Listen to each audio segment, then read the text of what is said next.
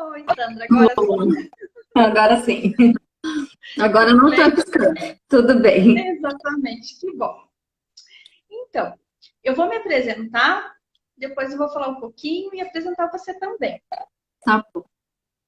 Então, para quem não me conhece, eu sou Priscila Raxa, advogada e auditora, sócia da SEC Auditores Independentes, empresa especializada em auditoria independente de operadoras de planos de saúde, odontológicas, administradora de benefícios e autogestão. Estou aqui juntamente com a Sandra Odelli, atuária, para um bate-papo com vocês sobre a profissão do atuário, bem como alguns cálculos atuariais relacionados ao âmbito da saúde suplementar. Antes de começar o bate-papo propriamente dito, eu gostaria de convidar todos que estão nos assistindo a interagir conosco, deixar seus comentários, suas perguntas, bem como se inscrever no nosso canal do YouTube, que é SEC Auditores Independentes.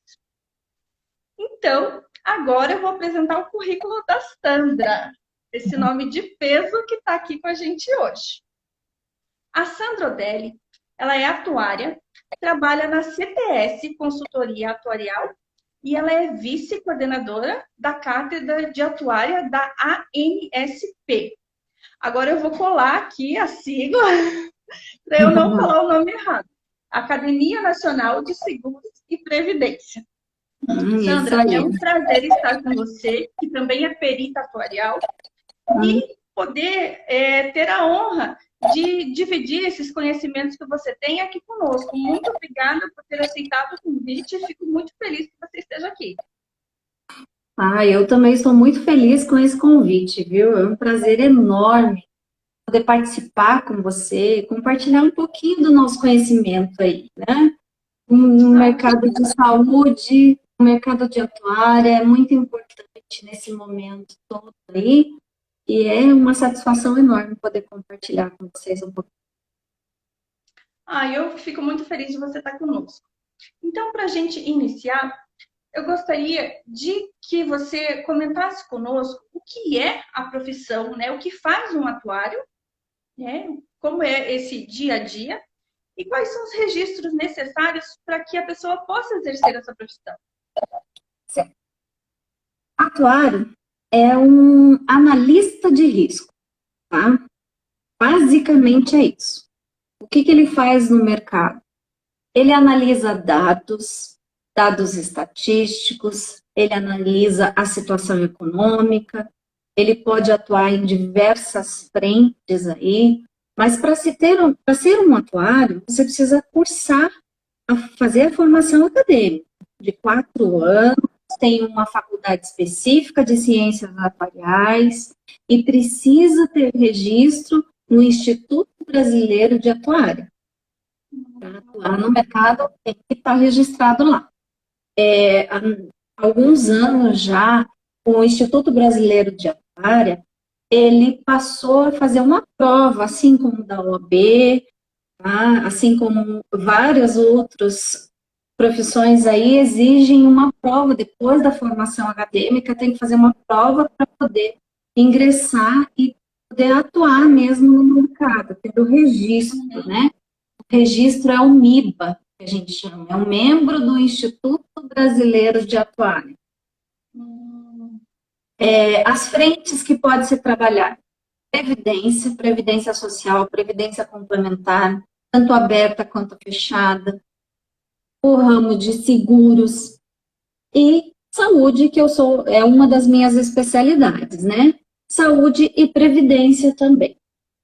Tem capitalização, que pode ser atuante aí no mercado. Hoje o atuário ele está bem à frente de muitas coisas aí, muitos cálculos, ele está à frente. É importante que esteja registrado para seguir todas as regras direitinho. É bem regulamentada a profissão. E a faculdade que você comentou, até parece que eu estava pesquisando um pouquinho um tempo atrás, que eu tinha interesse de fazer, e ela não existe à distância, né? Não existe a distância. Não existe, e hoje só tem 7 faculdades no Brasil. Nossa. 7 faculdades. Nós tínhamos em Curitiba, quando eu fiz, tinha esse curso, mas o que acontece? É um curso que exige muito raciocínio lógico, muito cálculo, e nem todo mundo tem essa habilidade para mexer com números o dia inteiro, né? Sim. Então, bastante pesado, é um curso bastante pesado. E eu lembro, assim, que quando eu entrei no curso, eu tinha quase 60 alunos, eram 60 acadêmicos, mas se formaram 23. E olha que foi uma das maiores turmas, viu? Porque depois disso foram 6, 7, então se formaram pouquíssimos. Por isso que fechou o curso em Curitiba. Então, nós temos lá no Nordeste, tem no Rio de Janeiro, Minas, Rio Grande do Sul, ainda tem as faculdades. Mas aqui, infelizmente, eu já tentei abrir, não tive muito sucesso, não. A gente tentou aí com colegas, não tivemos muito sucesso, infelizmente. E a pós-graduação na área é mais assim, como eu vou dizer, mais acessível ou também encontra essa dificuldade? Tem pouco? Muito difícil. Eu fiz a pós-graduação aqui em Curitiba em gestão previdenciária, né? Mas é muito difícil você encontrar. É só fora daqui. Aqui no Paraná está bem difícil de ter um curso específico. Até análise de riscos, eu tentei ver, uma época tinha na Universidade Federal do Paraná, mas não tem mais. Então, Olha que interessante, né? Você fica muito amarrado. Você tem muito assim, está muito centralizado no Rio, São Paulo, Minas, são fortes. Mas infelizmente no Sul, se for para fazer, é só lá no Rio Grande do Sul que tem alguma coisa relacionada à nossa área. Acaba que assim valoriza um pouco a profissão, porque acaba sendo difícil encontrar no mercado profissionais qualificados, não é verdade? Mas por outro lado Exatamente. também dificulta para quem tem um interesse né, não consegue. Só para você ter uma ideia, no Brasil nós temos em torno de 4.000 atuários só registrados. Não tem mais que isso. E olha que tem muitos, inclusive, que nem estão atuando. Tem o registro e nem, não estão atuando. Na época, quando eu fiz a faculdade, dos 23 que se formaram, se tivesse 5 atuando na área, é muito. Nossa, Sandra. É bem pouquinho. Então você pode se considerar uma profissional aí privilegiada, né? Eu acho que corajosa é mais fácil. Eu acho que corajosa ainda é melhor classificar. Você tem ideia desses 4.000 profissionais, quantos são mulheres? Isso foi bem legal você colocar. Na nossa área, é um número bem expressivo de mulheres. Bem expressivo. Tem profissionais homens, assim, qualificadíssimos. Eu sou super fã. Mas olha que a mulherada manda bem, viu? As mulheres estão gostando de fazer os cálculos. Exatamente. Tanto que na empresa que eu estou já, né, a CTS, como você citou, eu estou há 18 anos, a equipe que trabalha na área atuarial ali é formada por 5 mulheres. Só para você Que bacana. né? Tem o diretor da empresa que é atuário também. Ele, assim, mas mais à frente dos cálculos é a minha equipe, né? É formada por 5 mulheres. Então, veja bem, né? A mulherada dominando o mercado. Que interessante. E como a gente está falando em mercado de trabalho, eu gostaria de saber como assim, quais as dificuldades que o atuário enfrenta no mercado de trabalho e como você vê esse mercado, por exemplo, daqui a 10 anos. Sabe que a pandemia é um marco, né? Eu considero assim como um marco para nós. Por quê? A gente sempre ouvia se dizer em previdência, quando fala assim, vamos fazer uma reforma da previdência. Uhum. Vamos lançar um seguro de vida aí no mercado. Mas sempre tem um atuário atrás, e ele é pouco mencionado. Eu lembro que alguns candidatos aí à presidência, inclusive, falavam de reforma da Previdência. E alguns deles entraram citando a figura do atuário. E agora, pensando em saúde e a pandemia, olha só, que cenário nós estamos vivendo nesse momento, né? Tem uma situação que nós jamais imaginamos passar. Teve lá a gripe espanhola mais de 100 anos, teve outras pandemias, mas jamais imaginávamos isso. Tanto que em cálculos, a pandemia não era prevista, de hipótese alguma. E o que acontece agora com isso? A pandemia, eu como especialista na área de saúde, a pandemia ela veio para mexer com os nossos cálculos totalmente. Só que a gente faz reuniões constantes na empresa e os clientes perguntam, Sandra, qual é o impacto dessa pandemia? Neste momento, é muito prematuro e até imprudente a gente falar em impacto total. Porque nós temos números que ainda não são tão seguros, né? Nós temos uma mudança diária de cenário, picos expressivos aí, olha. Eu não sei se vocês têm a oportunidade, Priscila, de você ver que agora as mídias estão divulgando até uma média móvel em relação às mortes, aos números de pandemia. Então, já começa-se a utilizar o profissional de atuária que vai estudando e como fazer essa previsão para o cenário no momento, né? Só que essa análise, né? Isso, essa análise. Só que, assim, analisar o impacto efetivo em cima dos custos ainda é muito prematuro de se dizer. Muito.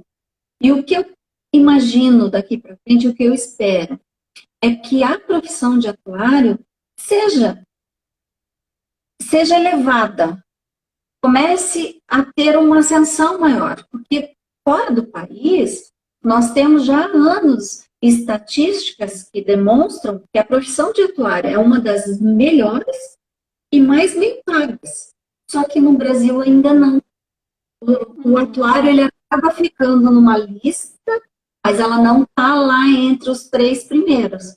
E já estudos feitos e pesquisas feitas fora do país coloca o atuário entre os 3 primeiros lugares já há uns 5 anos. Só para você ter uma ideia. Ele acaba atuando mais nos bastidores, né? Exatamente. Então, eu espero que com tudo isso, o atuário seja levado à frente. Porque precisa de um atuário. Isso, porque precisa de um atuário para poder prever o impacto financeiro em cima dos planos de saúde, o impacto financeiro em cima de qualquer seguro. Hein? Nós estamos falando de seguro não só de vida, de uma maneira geral. Porque a pandemia, infelizmente, está levando muitas vidas. E a busca por seguro de vida foi elevadíssima.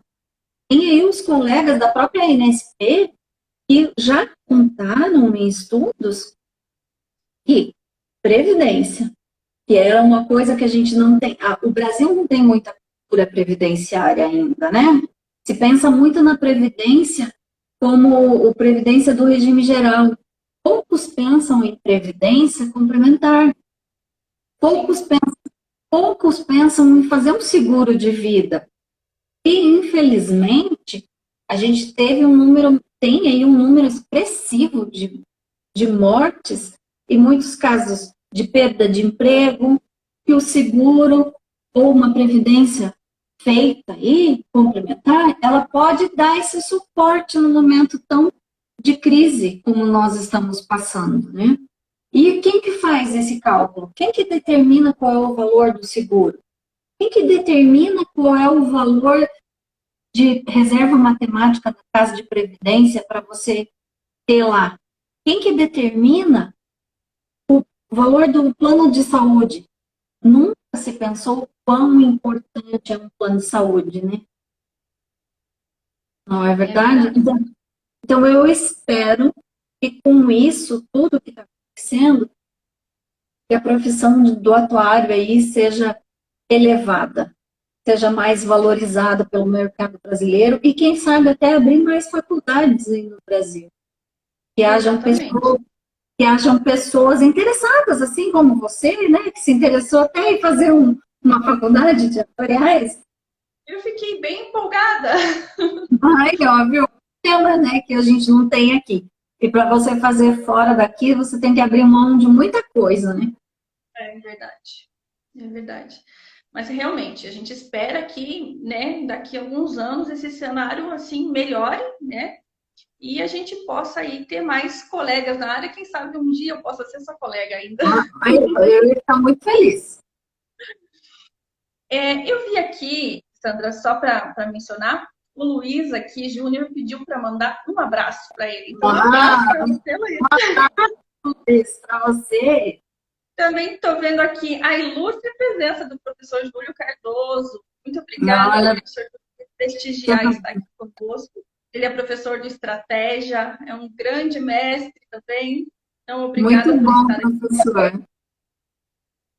Então, Sandra, voltando aqui no nosso bate-papo, um dos cálculos que o atuário realiza, né, no âmbito da saúde suplementar aqui é a margem de solvência. Isso. Eu gostaria que você explicasse o que é a margem de solvência, qual é a importância dela e por que a ANS exige que se tenha uma margem de solvência suficiente. Certo. A margem de solvência é o capital exigido para as operadoras e é exigido pela ANS. O que ele é? E como que ele é feito? Desde 2009, a ANS determinou que fosse feito um cálculo da margem de solvência e ela possibilitou algumas operadoras, dependendo da época que elas foram registradas, possibilitou que este cálculo fosse realizado e ainda fosse escalonado. Ela chamou de escalonamento. Então, o que ela fez? Ela disse, olha, operadora, você pode constituir esse capital, tá? Eu estou exigindo que você constitua um capital e você tenha a possibilidade de constituir ele escalonadamente. Então, até dezembro de 2022, você vai constituir ele 100%. Aí, o que aconteceu recente? A ANS, recente mesmo, bem no meio do furacão aí, quando a pandemia realmente estourou no Brasil, a ANS publicou uma resolução normativa. Essa resolução normativa, ela veio para regulamentar alguns pontos que eram, assim, desejados por nós atuários, para que fosse feito o cálculo, não pela margem de solvência, do jeito que estava estipulado na resolução normativa até então, né? Porque era muito preso, muito amarrado ali. Então, era assim, 20%, ainda é, mas tem algumas regrinhas para esse é. Então, como que é feito? 20% da soma de 12 meses das contraprestações ou 33% da média dos eventos de 36 meses. E adota-se um maior valor que vai constituindo uma parcelinha a cada mês até dezembro de 2022 e chegasse a 100%.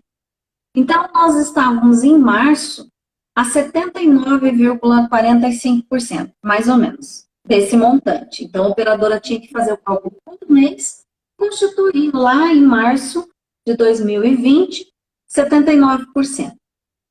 A ANS, com a publicação dessa resolução, a 451, o que ela trouxe? As novidades que ela trouxe. A partir de então, as operadoras vão constituir um cálculo do capital, vai ser baseado nos riscos dela. serão 5 riscos. Risco de crédito, risco legal, risco de mercado, risco de subscrição e risco de... Deixa eu ver, a gente às vezes confunde, né? É legal, operacional, mercado, crédito e subscrição. Tá? São esses 5. Sim. Só que o que acontece? Ela não tem a modelagem dos 5 ainda. Ela vai desenhar essa modelagem dos 5 até 2022. Ela também tem um prazo. Neste momento, o risco que está sendo calculado e que foi publicado juntamente com o 451 foi o risco de subscrição. Aí, olha só como é que funciona. A operadora faz o cálculo, de acordo com a operação dela, as despesas, as provisões técnicas e as receitas, faz o cálculo do risco de subscrição numa planilha padrão, desenhada pela INS, faz o cálculo da margem de solvência e faz o cálculo da margem do capital base. E adota-se o maior dos 3. Como que é assim, Sandra? Adota-se o maior dos 3 se ainda só tem um risco? Por enquanto não vai ser o capital baseado em risco. Geralmente, e assim, quase que 100% do mercado vai ser pela margem de solvência. Só que, a INS disse o seguinte, operadora, você tem interesse realmente em calcular pelo capital baseado em risco? Se ela disser tenho, ela vai firmar um termo de compromisso, enviar para a INS esse termo de compromisso, dizendo que ela, a partir de então, vai calcular pelo capital baseado em risco. Só que, mesmo assim, ela terá que fazer os 3 cálculos todo mês e fixar. A INS possibilitou ela fixar, em vez de escalonar e aumentar o valorzinho da margem de solvência todo mês, ela fixou em 75% a margem de solvência. Então, o que vai acontecer? Ela fixou o escalonamento, não o valor. Então, a operadora assinou um termo de compromisso, mandou para a INS, e a INS possibilitou ela de calcular a margem de solvência fixada em 75%, o capital baseado em risco e o capital base. E adota-se o maior dos 3. Só que, até dezembro deste ano, há uma previsão de que o risco de crédito já seja incorporado nesse cálculo. Então, a operadora vai fazer o cálculo, a partir de dezembro ou janeiro, possivelmente, já vai ter que fazer o cálculo pelo risco de subscrição e risco de crédito. Aí depois, até metade do ano de 2021, também vai ser adicionado mais 2 riscos. Pode ser que para algumas operadoras o capital baseado em riscos supere a margem de solvência. Mas se ela assinou o termo de compromisso, ela vai ter que cumprir. Se ela não assinou, uma vez assinado, não tem como voltar atrás.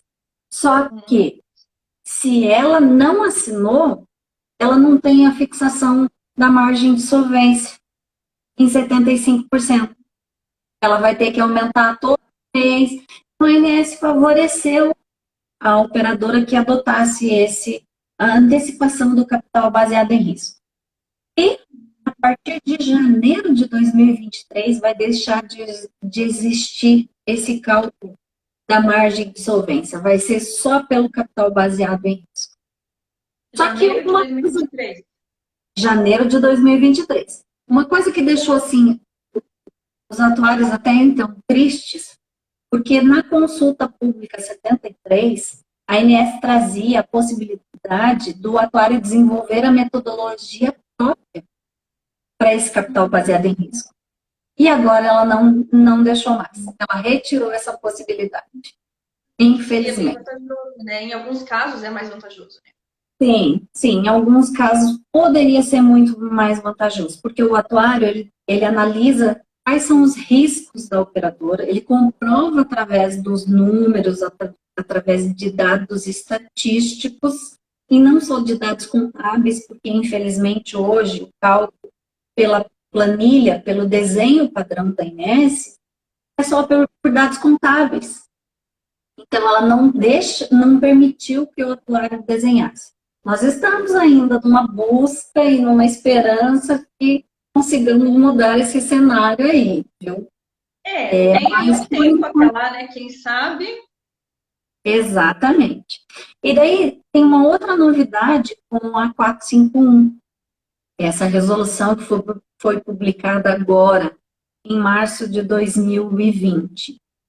O que é essa novidade?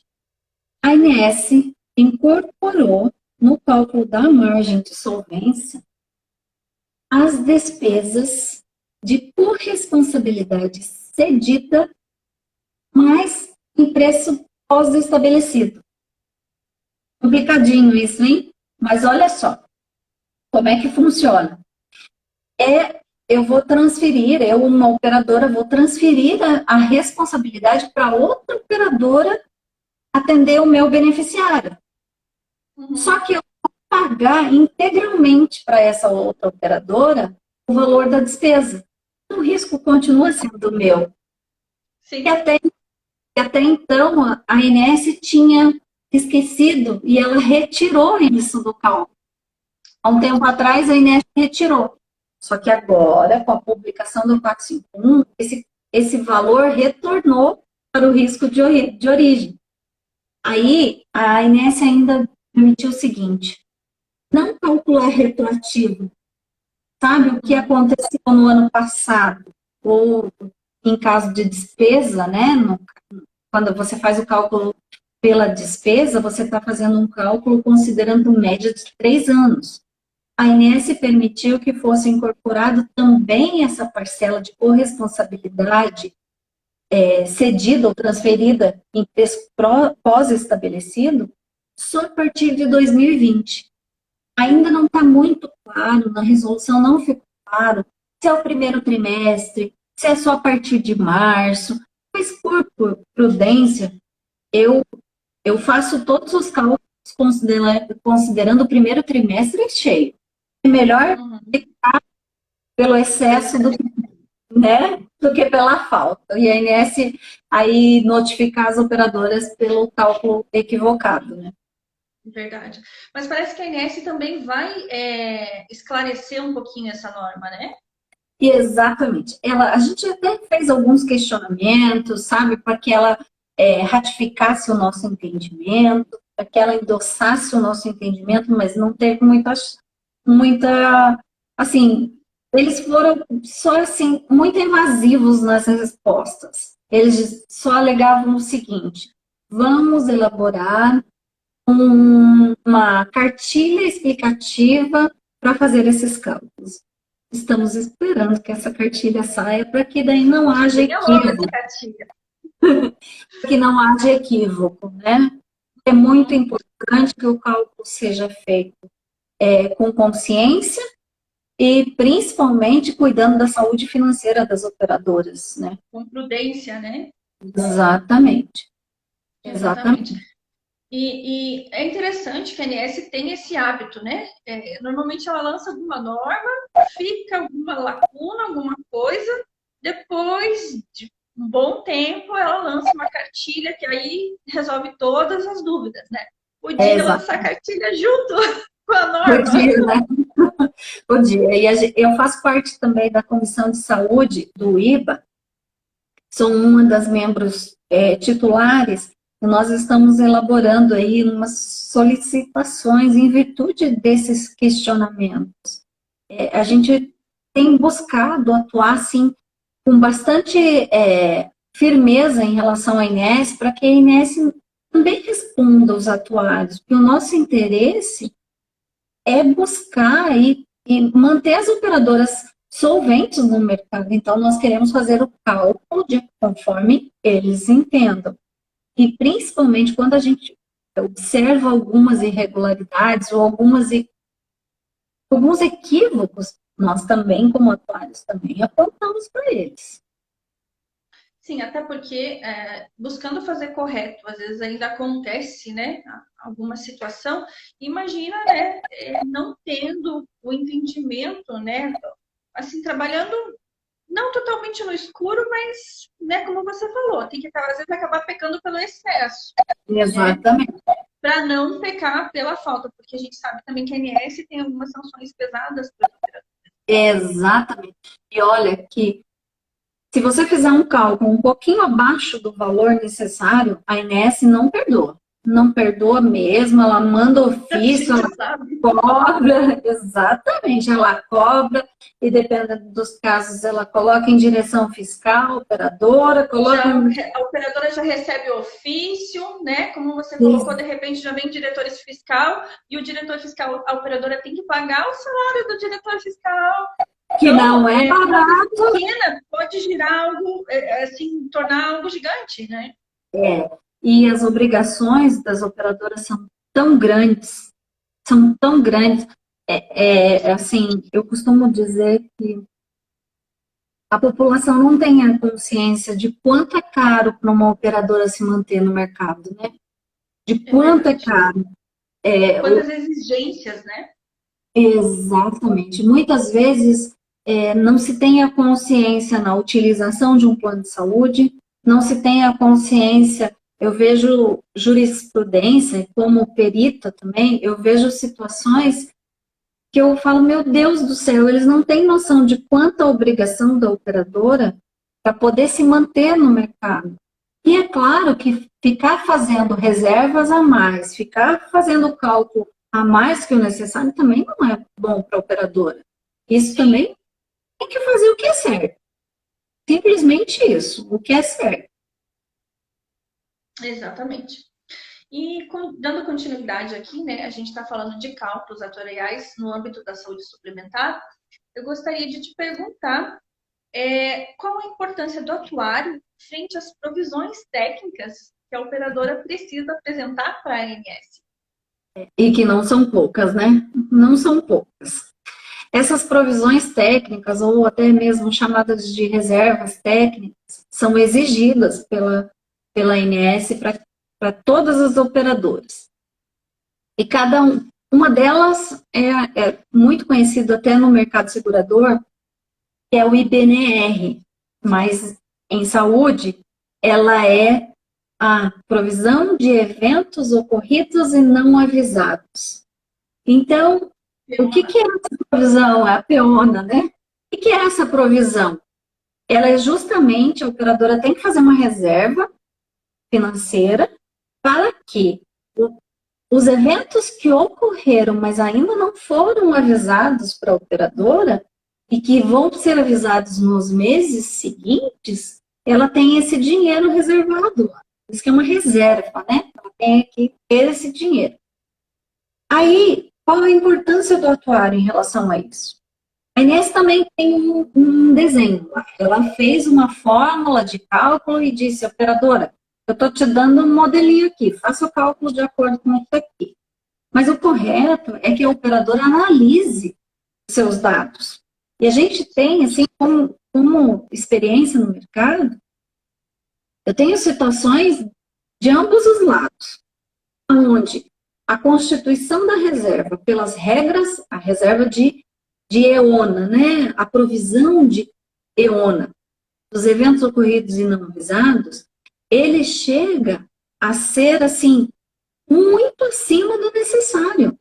Então, pela regrinha estabelecida pela ANS, a operadora está constituindo um montante que é muito acima do necessário. E o atuário, quando ele analisa os dados da operadora, ele consegue, muitas vezes, reduzir essa necessidade. Nós tivemos casos onde chegou a reduzir 100%, tá? Porque a operadora trabalhava em formato de capitation, que o capitation, você não tem um risco lá na frente, você tem um risco antecipado, então a provisão já é zero, só que se ela não fizer por metodologia própria, e só um atuário desenha essa metodologia, ela vai ter que constituir pelas regras da INS. Nós tivemos casos aonde, assim, a obrigação da operadora, só para você ter uma noção, era de 6 milhões frente a essa reserva. Quando nós, atuários, analisamos os dados, nós conseguimos perceber que a provisão necessária para essa operadora era de 170 mil. Veja, Nossa, que diferença. era 99%, gente, uma redução significativa. Então, é importante. Quem que faz isso? É um atuário que faz, ele faz esse cálculo, ele tem que desenhar a metodologia própria, ele tem que utilizar dados históricos, fazer um teste de consistência, nota técnica, é passado daí para vocês, auditores, auditarem esses dados, exatamente para ratificar que os dados realmente são os verdadeiros, que não houve qualquer tipo de manipulação de informação. Né, a base de dados. Validar a base de dados. E aí, envia-se para a INSS e comunica. Só que o atuário não parou por aí, a responsabilidade do atuário. Ele tem que fazer o cálculo todo mês, ele tem que verificar se essa metodologia ainda está consistente, se ela ainda está adequada, dependendo da operação. Então, todo mês tem que refazer o cálculo. E o que acontece? Eu tenho casos inversos, onde a operadora que atua, principalmente operadoras que atuam no mercado nacional, demora muito para receber o aviso da ocorrência.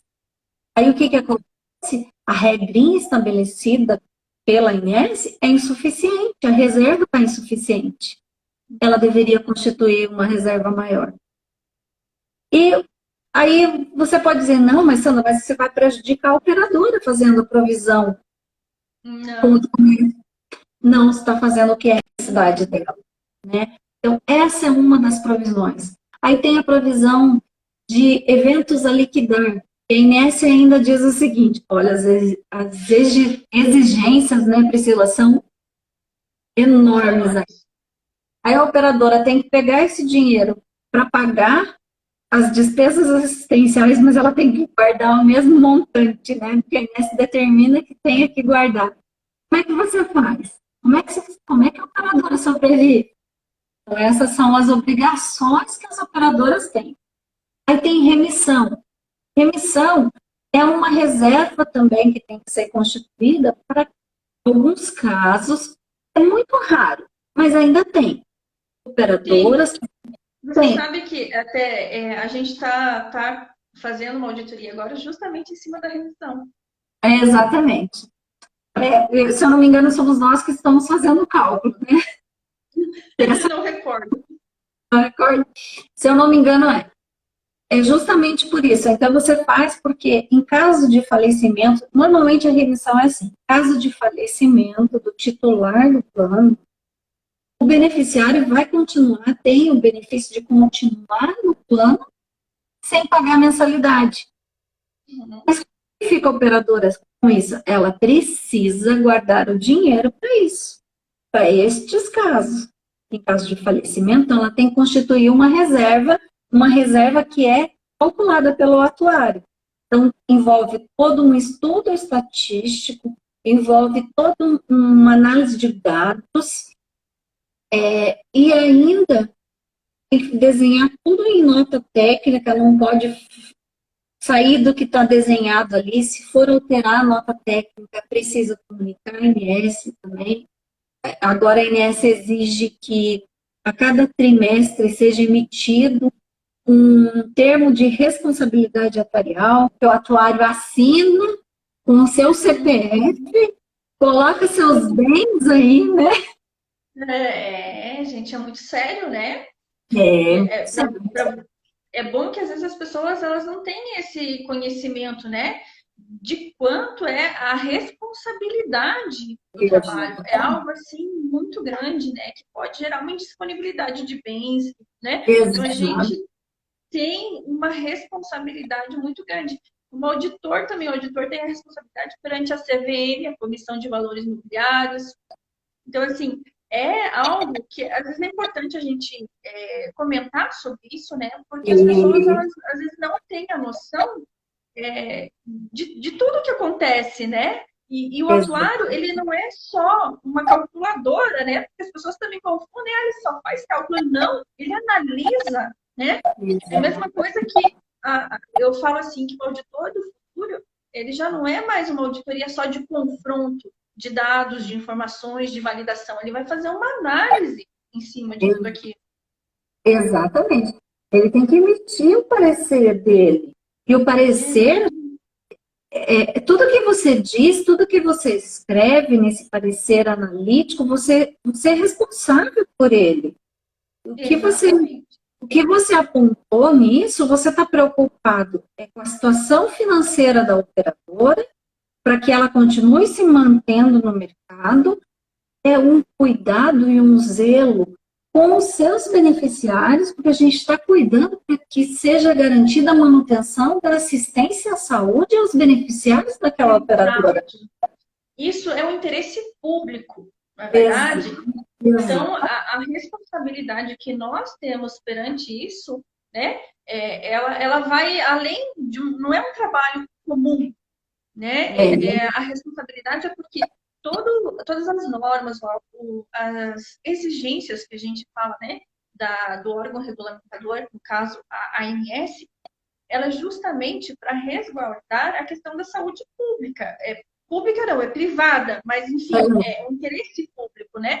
Que envolve milhões de pessoas. Exatamente. Então, assim, a gente está cuidando e zelando pela vida do outro. De qualquer forma, está cuidando e zelando pela vida do outro. Porque nós estamos falando de saúde. Nesse momento tão crítico, nós estamos presenciando aí situações onde um simples respirador pode salvar uma vida, né? Exatamente. E se a operadora não tiver recursos financeiros para poder prestar esse serviço com qualidade, pode-se perder vidas, né? Exatamente. Então, às vezes, ela tendo uma provisão a maior do que ela precisava, ela deixa de ter um recurso que, de repente, ela poderia estar ali utilizando para o beneficiário. Foi bem importante você falar isso e citar que a gente pode comentar, porque, vou fazer uma provisão e, em caso necessário, eu posso utilizar. Não é bem assim, né, Priscila? Infelizmente, não. Porque a INS... Só que não. A INS pega e diz o seguinte para você: constitui a reserva e essas reservas garantidoras, essas reservas técnicas, mas guarda lá numa conta que eu quero ver ela todo dia. Eu preciso ver que você tem esse dinheiro. Você não pode utilizar. Pode mexer. Não. Então, nós estamos falando aqui, nós já falamos da margem de solvência, nós estamos falando das reservas técnicas, e o operador ainda tem que pagar a utilização dos seus beneficiários. Ela tem que pagar para se manter, ela tem que pagar os seus funcionários, ela tem que manter os vendedores no mercado. Olha quanto de recurso financeiro uma operadora tem que possuir para poder continuar atuando no mercado, né? Exatamente. E ainda vindo uma pandemia, e aí? Essa pandemia aí, o que aconteceu com as operadoras? De imediato, houve um recuo de utilização. De imediato. Mas eu tenho acompanhado constantemente que essa utilização aos poucos está voltando ao normal. Por quê? Houve assim, uma ausência de utilização dos procedimentos eletivos, que são aqueles já agendados, uma cirurgia agendada, uma consulta agendada. Então, muitos deixaram de utilizar. Eu não sei se vai ocorrer aí nos próximos períodos uma demanda reprimida. Porque eu vou dizer o seguinte, eu tive que fazer um exame nesse período que já estava agendado há algum tempo. Eu coincidentemente, fui fazer um exame médico num hospital aqui de Curitiba. Só que quando eu cheguei lá, eu tive que assinar um termo de compromisso. Eu estava num ambiente de alto risco de contaminação e que eu, se contaminada, poderia me levar à morte. Essa você assinar isso? Então, mas o que nós atuários, agora eu falei como Sandra, mas nós como atuários, nós estamos dizendo o seguinte: não teve a utilização, isso mexe com todas as reservas técnicas, isso altera todos os montantes constituídos, mas nós, como atuários, estamos tendo prudência até neste momento, para que não se retire dinheiro, para que se não constitua um valor a menor, para que esse período passe. Eu digo o seguinte, o ano de 2020 vai ter que tirar de qualquer estudo. Ele não vai fazer estudos. Atípico. Ele é totalmente atípico. Totalmente atípico. Então, vai ficar complicado utilizar dados para fazer qualquer tipo de estatística, qualquer tipo de análise e desenhar uma metodologia própria. Mas as operadoras estão dando o seu jeito aí para que não tenham tanto impacto na utilização também, viu? Eu tenho conhecimento de operadoras que estão trabalhando assim, eles estão antecipando o valor dos seus prestadores, estão fazendo um processo de captation, só que trabalhando com captation reduz a necessidade de constituição de provisão também. Está sendo desenhado um novo formato de utilização aí, de gastos com relação à saúde. Está se desenhando. Ele vai se readequando, né? Em tudo. Exatamente. Vamos nos readequar. Por isso que entra, como você falou, né? Às vezes a gente é prematuro fazer alguma previsão, né? Porque a gente não sabe ainda como vai ficar, né? Então. Mas eu estou certa que para os próximos anos, com certeza, quando se falar em cálculo de seguros, terá um fator pandemia. Quando se falar em cálculo de planos de saúde, terá um fator pandemia. Com certeza, isso terá nos nossos cálculos. Hein? Com certeza. E, Sandra, eu queria também conversar com você um pouquinho, antes que chegue logo o nosso final aqui, nosso tempo. Pois é, passou rapidinho, né? Está passando.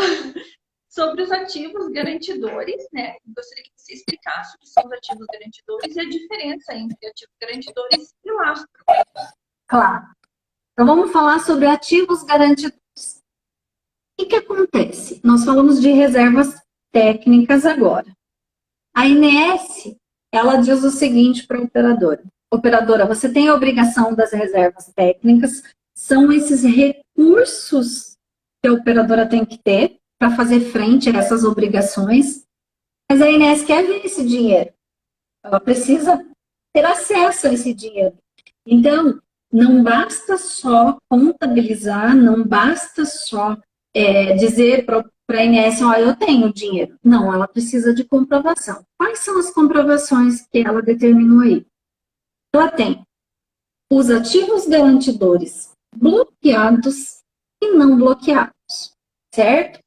Os ativos garantidores bloqueados são, eles têm origem peona, remissão, a peona SUS e PIC, que vai entrar obrigatoriedade a partir de 2021, e até o acima de 60 dias. A INS determinou que as operadoras constituam esses ativos garantidores bloqueados num fundo garantidor específico da INS em instituições financeiras, que é designado para as operadoras constituírem. Então, é um fundo da INS. Isso. Aí o lastro, aí vem o lastro. Então, tem os ativos garantidores bloqueados, que são esses que eu comentei, e o lastro, que na verdade são os ativos garantidores não bloqueados. Ele tem que lastrear. E a ANS disse o seguinte, não adianta você só me dizer que tem o dinheiro. Eu preciso que você comprove que tem esse dinheiro. Como que tem que ser feita essa comprovação? Essa comprovação tem que ser feita através de centrais de custódia também, porque a ANS, e ainda, além de fazer de centrais de custódia, que a gente tem em alguns casos, a operadora precisa pedir para que essa instituição financeira que foi feita, essa central de custódia aí, para que ela libere que a ANS consiga visualizar. Então, o que é o lastro? O lastro é todo esse montante de dinheiro aí INS, a operadora precisa ter. Ela precisa demonstrar para a INS todo esse montante de dinheiro, sendo o ativo garantidor bloqueado e o não bloqueado. Existem muitas operadoras, e a gente sabe que para você colocar em centrais de custódia fica muito alto o valor, porque esse montante da qual ela não existe, não exige o bloqueio, né, a vinculação desse ativo garantidor, a operadora pode ficar movimentando durante o mês. Então, ela vai lá, paga os seus prestadores de serviço e constitui maior valor. Só que é muito caro para a operadora este tipo de transação. Então, existem operadoras que estão fazendo o seguinte, elas verificam aí qual é o montante necessário de todas essas reservas técnicas e constitui tudo no fundo garantidor do INS. Aí não precisa colocar em centrais de custódia. Tem muitas operadoras fazendo isso. Ah, que ótimo, Sandra. É bom a gente esclarecer, né, até para quem está nos assistindo, né, entender um pouquinho melhor de como funciona. Então, Sandra, a gente está chegando aqui, né, nesse finalzinho desse bate-papo. Tá tão bom, tá tão ótimo, né? Passou tão rápido. Passou. E assim, eu agradeço você, né, por compartilhar esse conhecimento conosco, porque é um conhecimento muito rico, né? Às vezes a gente não realmente, como a gente colocou, né? Não tem conhecimento de tudo que envolve, né, uma operadora. Então, é bem interessante, assim, a gente poder demonstrar tudo isso, né? Eu agradeço a sua participação. Imagina. Obrigada. Foi um prazer enorme compartilhar esse momento com você. Sabe que nesse momento aí de pandemia, onde estamos tão isolados, poder conversar com alguém com uma videochamada é tão importante. Já está ótimo, né? A gente já se arruma, né? Já fica... Já, eu fico feliz. Eu estou distante da minha família e a videochamada, um almoço em família por videochamada é maravilhoso. Nos aproximou ainda mais. É verdade. Então, eu gostaria que você também pudesse escrever, né, nos comentários, deixar o teu contato, né, o teu e-mail, caso a pessoa tenha alguma dúvida. Eu também vou deixar o meu para que a gente possa esclarecer, né, o que for necessário. E a gente fica à disposição aí de vocês. Obrigada a vocês que estão nos assistindo, que ficaram até o final aqui conosco, foram guerreiros. Foram guerreiros aí a gente, né? Exatamente. Então, eu vou colocar o meu contato, você coloca o teu e a gente vai encerrar aqui. Então, tá joia. Muito obrigada, viu, Pri? Uma boa noite. Boa noite.